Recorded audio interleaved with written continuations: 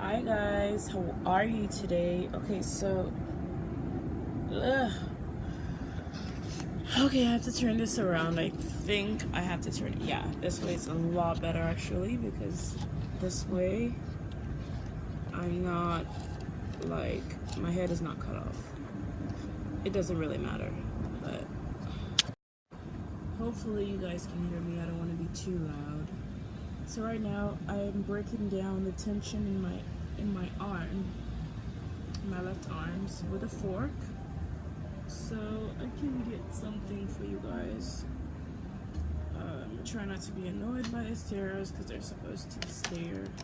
Oh, there we go, perfect. So basically I go in between.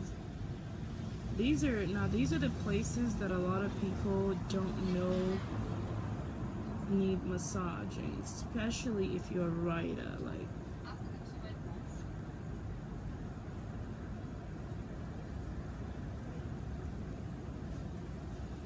so you break down the tension there, all in there. So I'm going to talk to you guys basically while I'm doing this so that we can get more things done. But okay, so today I had no idea how much tension I had in my feet, and a lot of people don't know how much tension they have in their feet, and so they go on walking, and you know how much you've been walking by the look of your feet, and you know just what all you've been through, how much you've been through by just looking at your feet.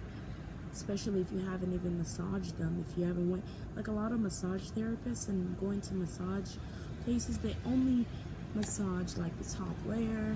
I mean, unless you ask for deep tissue. But if you don't have the money to afford all that, all you need is a fork and a rock or something. But a fork is better to be able, so that you'll be able to break into the muscle. And a lot of people, like hair braiders, hairstylists, everyone really, but just to like make it specific. See, this is a little bit distracting, but it's a challenge. Writers, because people that use their hands a lot, they get a lot of tension in their hands. So what you want to do is break down all the tension. If you break the tension down, you're able to think better, you're able to write better, you're able to receive messages from the universe. Because even speaking about messages from the universe, a lot of people think that they are the ones that created everything, and they're the ones that came up with everything, etc., etc. But that's not really the case. The real case is that the universe basically gives you or gave you every single thing that you have. Even the knowledge that you're receiving right now, the universe is actually just giving you that knowledge. You did not come up with that knowledge at all. So it's always important to thank God, for the knowledge that you have. Also, what a lot of people do is think a lot of different things.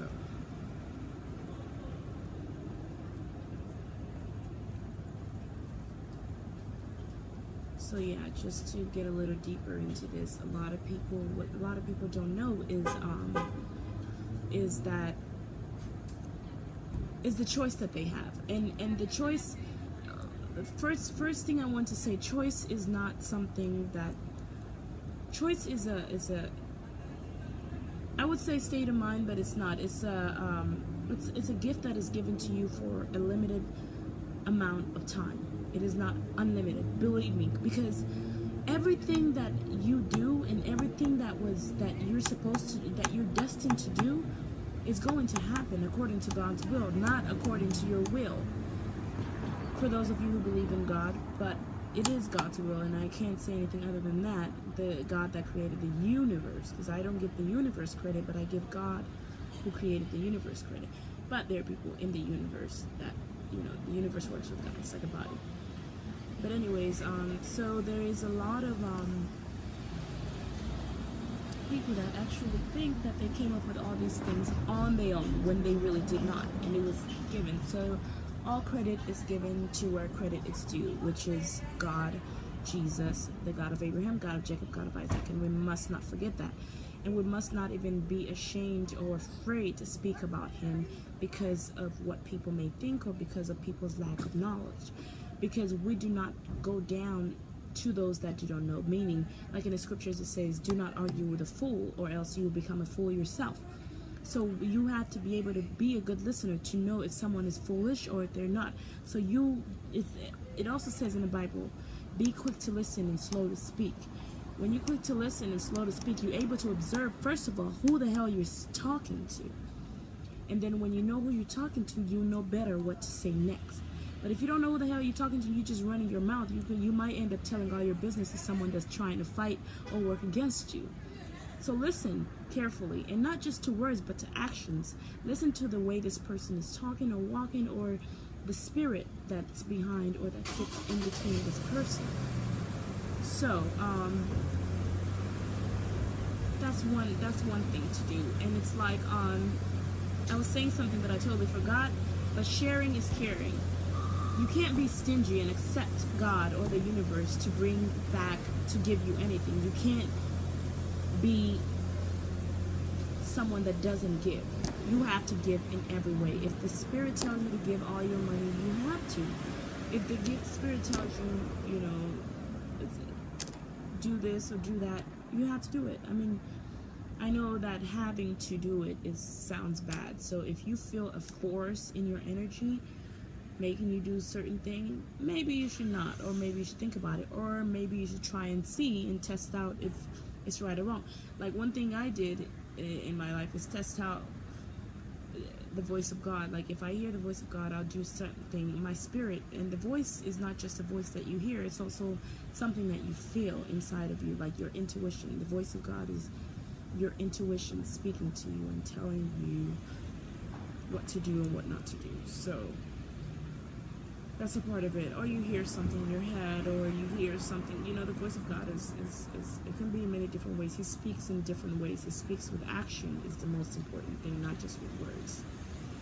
So speaking with your actions is more important, and being patient.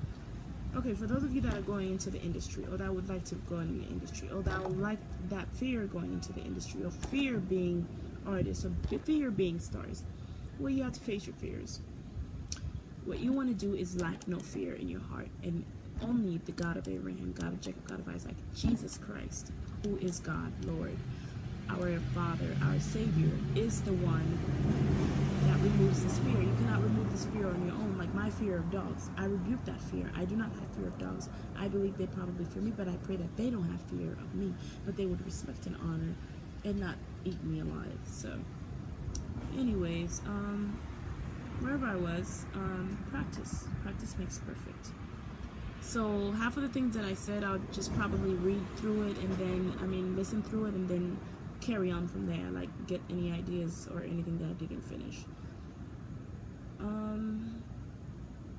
Travel. A lot of times if I do this, I start forgetting my chain of thought. But travel. If you travel, you expand your mind, and you tell your body, and you show your body the things that are out there. Like, don't just go don't live your life off of just people's advice. You have to listen to your own advice.